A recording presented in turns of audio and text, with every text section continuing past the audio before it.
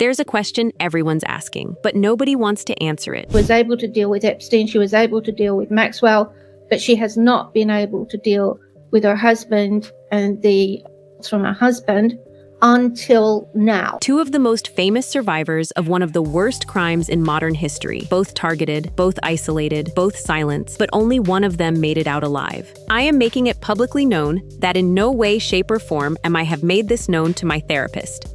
If something happens to me in the sake of my family, do not let this go away and help me to protect them. Too many evil people want to see me quitted. This was Virginia Giuffre's insurance policy, posted publicly months before she died. A warning to the world, a prediction of exactly what they would try to do. I was completely trapped. There was no way of getting away. I realized I had to do whatever they wanted to protect my life.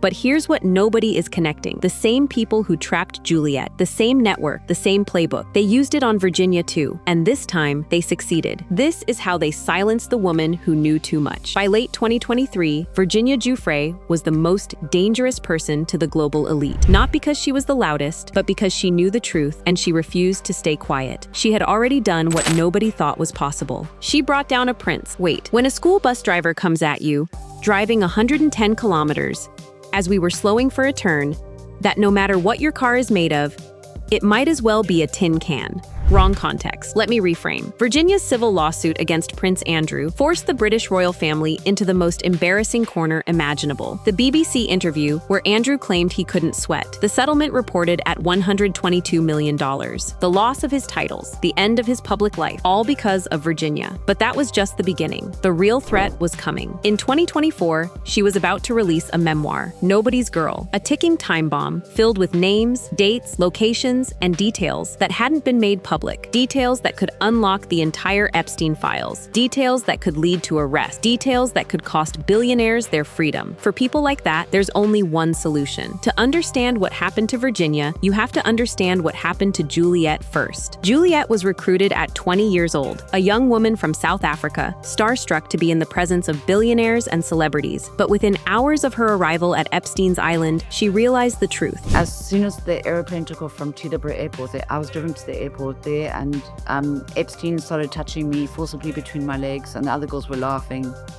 And I got a terrible shock, and I thought, oh my God, these people are going to try to kill me. The shock of that moment changed everything. Juliette realized she wasn't there for modeling. She was trapped, completely trapped. But what's crucial about Juliette's experience is how Epstein maintained control. It wasn't just through direct abuse. It was through systematic isolation and psychological warfare. I was completely trapped. There was no way of getting away. I realized I had to do whatever they wanted to protect my life. She couldn't leave. She couldn't call for help. She was surrounded by people working for Epstein. She was monitored every second of every day. And then came the surveillance, the control over her body, the control over her mind. Everyone was being monitored, and it was just like a very, very frightening, weird place to be. And we're obviously all still searching for answers on what they were really doing. But as people are starting to realize, it looks like there's something underground there, and these people were into genetic experiments, also potentially, selling children, harvesting of adrenochrome, because if you look into it, it's a lot darker than, what we realize. And also, I was completely trapped. There was no way of getting away. I realized I had to do whatever they wanted to protect my life. And another thing is that they didn't even put my name on that first flight log. So if I'd gone missing, my family would have thought I went missing in New York. No records, no witnesses, no way for her family to find her if she disappeared. This was deliberate. This was calculated. Now fast forward to 2024. Virginia Giuffre was living a good life. She had won millions in settlements. She had her children. She had her home in Ocean Reef, Australia. She was safe. Then the restraining order changed everything. It was him that went in and got a VRO on her.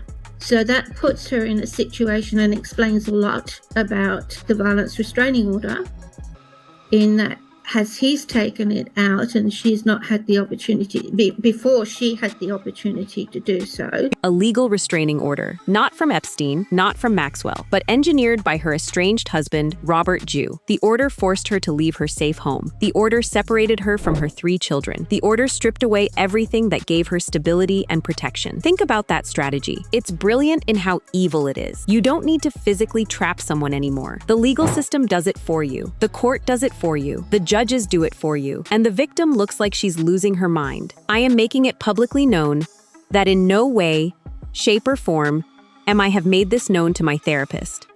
If something happens to me in the sake of my family, do not let this go away and help me to protect them.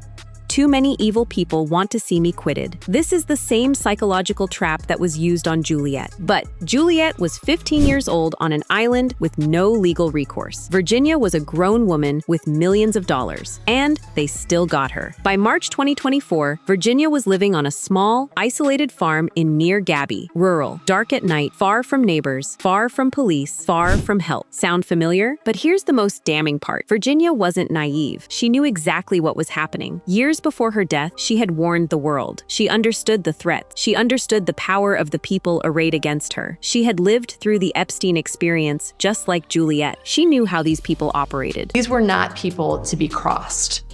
These were very significant people with the ability, the power, the wealth to destroy a life if they wanted to. And she was terrified, not just for herself, but for her family, for her children. In her interviews, Virginia talked about the threats she'd received, the surveillance, the feeling of being watched, the knowledge that stepping forward had consequences. Jeffrey Epstein tells me he owns the Palm Beach Police Department. And I can't remember when he tells me this again, but he told me, I know where your little brother goes to school.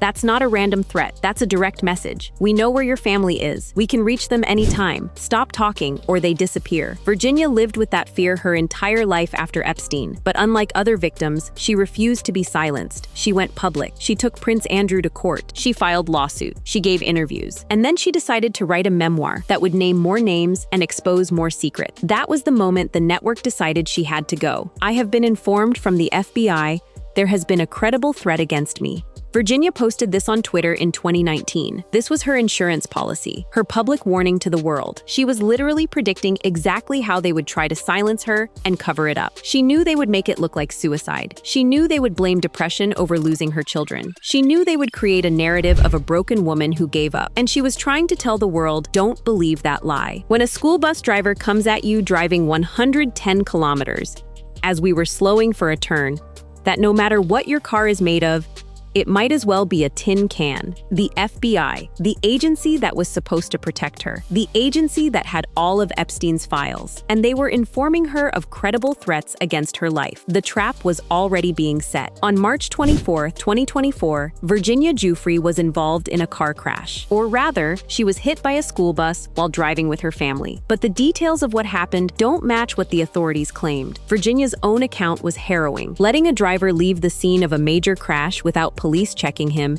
is highly suspicious. She said the damage was catastrophic. She said she had only days to live. She posted hospital pictures showing severe bruises and injuries. She said her organs were failing, but the Western Australia police had a completely different story. They know of a minor crash between a school bus and a car that was reported by the bus driver the following day. Minor crash, $2,000 damage, no injuries. Does that match Virginia's description of a bus hitting her at 110 kilometers with catastrophic damage and life-threatening injuries? No, someone is lying, and Virginia's family believes they know who. Virginia Giuffre's family have released a statement saying that she meant to post that image and that message on her private Facebook account. She didn't realise that she was posting it publicly, but they did say that they were worried about her. Virginia's family claims she meant to send that hospital photo and desperate message to her close friends and family, a private warning about being targeted, but she accidentally posted it publicly. Why would she do that? Why would she accidentally reveal her injuries to the world if she was just in a minor fender bender? Because it wasn't an accident. Because it was a warning shot, a message from the network. We can reach you. We can hurt you. We know where you are. Stop writing that book. Think about Juliette's experience again. The network didn't just use violence and threats. They used paranormal encounters, UFO sightings, shape-shifting, laboratory incidents. They were sending psychological messages, creating confusion, creating fear. The car crash served the same purpose. It was a message. It was designed to break her, to remind her that they could reach her anywhere. The case was supposed to come back to court on April 9th. But on that day, her own lawyer, Carrie Loudon, asked the judge to delay the case to June 11th. When the judge asked why it was taking so long, Carrie just said she was quite busy with other cases. The school bus driver just left. No police investigation, no breathalyzer test, no documentation. He filed a report the next day, but by then, the evidence was gone. Was this incompetence or was it deliberate? Given everything we know about the Epstein network's connections to law enforcement, to intelligence agencies, to powerful institutions, the answer seems obvious. After the car crash, Virginia was broken. She was injured, she was isolated, she was separated from her children, and she was stuck on a dark farm in the middle of nowhere. And then her own lawyer betrayed her. Her former lawyer, Carrie Leiden, and her former housekeeper and carer, Cheryl Myers, went to court to fight the sons. To get the money, Loudon and Myers showed the court some very suspicious papers. They claimed that Virginia made an informal will, and weeks before she passed away, Virginia gave verbal instructions to her lawyer to write a new will. Carrie Loudon was Virginia's lawyer, her attorney, the person who was supposed to fight for her to get custody of her children back, to get her life back. Instead, her lawyer delayed the court date, months of delay, which meant Virginia had to stay on that isolated farm. Months of isolation, months of desperation, months of a broken heart. A lawyer doesn't accidentally delay a custody hearing. That requires active decisions. That requires telling a judge you're too busy. That requires deliberate sabotage. And what's the payoff? Most importantly, the estate would control all the future money from her new book, Nobody's Girl. The right people to get this money were her children. Her 2 adult sons, Christian and Noah, also went to court to ask the judge to let them control their mother's estate. As soon as Virginia was dead, her lawyer and her housekeeper went to court claiming they had a will giving them millions of dollars. They produced no documents, no written will, just verbal instructions to a lawyer, which is exactly what you'd do if you were trying to steal someone's estate. This is predatory. This is coordinated. This is criminal. But it also tells us something crucial. The network wasn't just trying to kill Virginia to silence her book. They were also trying to steal her millions. Why? Because those millions were her power. Those millions were her ability to keep fighting. Those millions were her ability to protect her children. By isolating her, trapping her in legal battles with her husband, forcing her onto a dark farm, and then positioning her lawyer and housekeeper to grab her estate, the network was ensuring that even if she survived, she would be destroyed. If something happens to me in the sake of my family, do not let this go away and help me to protect them. Too many evil people want to see me quitted. She would the book, the memoir, the truth bomb she was about to release. Those rights, that money, that power, it was all up for grabs. And the people around Virginia were fighting to control it, to own it, to suppress it. This is how you silence someone without killing them. You destroy their credibility. You take their money. You steal their platform. You make sure their story never reaches the world. Juliette and Virginia both went through hell. Both were trapped. Both were threatened. Both knew the secrets of the most powerful men in the world. But there's one crucial difference. Juliette became useless to Epstein. Became useless to them because basically he offered me $2,000 if I'd bring him any young girls, or he offered me $4,000 a month if I'd stay there. And, he was willing to pay for me to study or whatever, but I didn't want to be there. I didn't like being there, and I didn't want their dirty money. Juliette refused to cooperate. She refused to bring him other girls. She refused to become complicit. And because of that, because she became a liability instead of an asset, they let her go. But by 2024, Virginia had become something far more dangerous. A liability with a voice. A liability with a platform. A liability about to release a book. For people like that, there's no letting go. Juliette also had something else. She had support. She had people who believed her. She had therapists. Eventually, she had a community of survivors fighting alongside her. Most important thing is to get strong, slowly but surely, and to also find a good network of people you can trust. But Virginia, by the time she was trapped on that farm, was isolated, separated from her children, separated from her support system, fighting alone in court with a lawyer who was working against her. The network had learned from Epstein. They knew how to use the legal system. They knew how to use family law. They knew how to use lawyers and judges and courts to isolate someone more effectively than any island could. She has not been able to deal with her husband and from her husband until now. Was Robert Jew part of the network, or was he just a tool? It doesn't matter. The effect is the same. Virginia was dismantled, piece by piece, layer by layer, until there was nothing left. And then, on a dark farm in near Gabby, she died. The authorities called it suicide. Her family refuses to believe it. It's impossible. And then for them to say that she committed, there's no way that she did. Somebody got to Her father, Sky Roberts, went on Piers Morgan Uncensored and told the world, "My daughter did not kill herself. Somebody got to her." And looking at everything we've laid out, the isolation, the restraining order, the car crash, the lawyer's betrayal, the estate grab, the delayed court date that kept her trapped on that farm, the credible threat from the FBI, it's not hard to see what he means. When Juliette found out what happened to Virginia, she broke down because she understood exactly what happened. She had experienced the same network, the same playbook, the same coordinated evil, but she had gotten lucky. She had escaped. She had survived. Virginia didn't. She was able to deal with Epstein. She was able to deal with Maxwell, but she has not been able to deal with her husband and from her husband until now. Juliette watched another survivor be systematically dismantled by the very tactics that had been used on her. And this time, the network was more sophisticated. They used lawyers instead of guards. They used courts instead of islands. They used family law instead of physical chains. And it worked. The network had evolved. They had learned from Epstein's arrest. They had learned from Virginia's first victories against Prince Andrew. They had developed new methods, more subtle, more legal, more effective. Too many evil people want to see me quitted.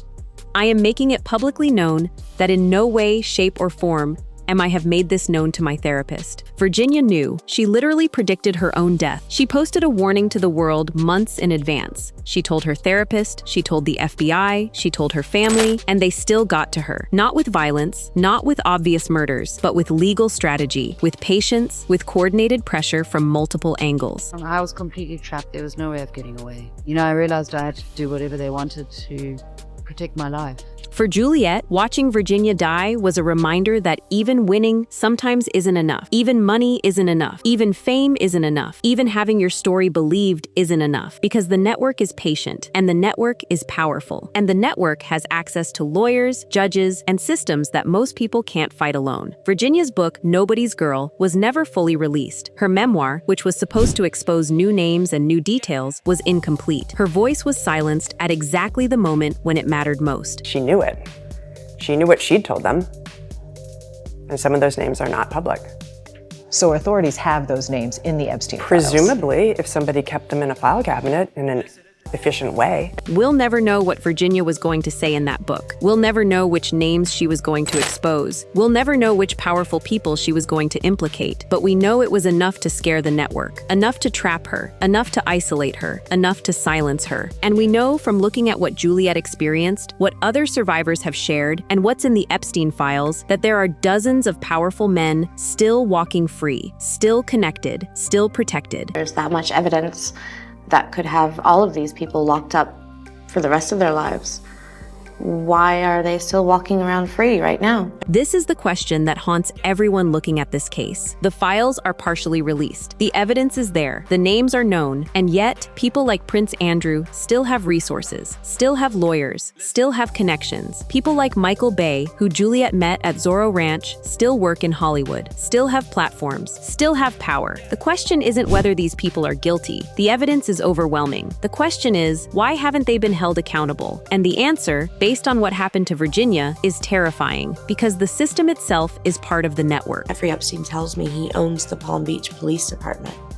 And I can't remember when he tells me this again, but he told me, I know where your little brother goes to school. The network isn't just powerful individuals. It's not just Epstein or Maxwell or Prince Andrew acting alone. It's a coordinated system. It's law enforcement. It's intelligence agencies. It's judges. It's lawyers. It's institutions. When one survivor speaks out too loudly, they get isolated. When one survivor threatens to expose too much, they get trapped. When one survivor is about to reach millions of people with the truth, they get silenced. And the system makes it look legal, makes it look natural, makes it look like an accident or a tragedy rather than murder. Virginia Giuffre warned us. She literally predicted her own death. She told the world that evil people wanted to silence her. She posted screenshots, she gave interviews, she screamed for help, and they silenced her anyway. Too many evil people want to see me quitted.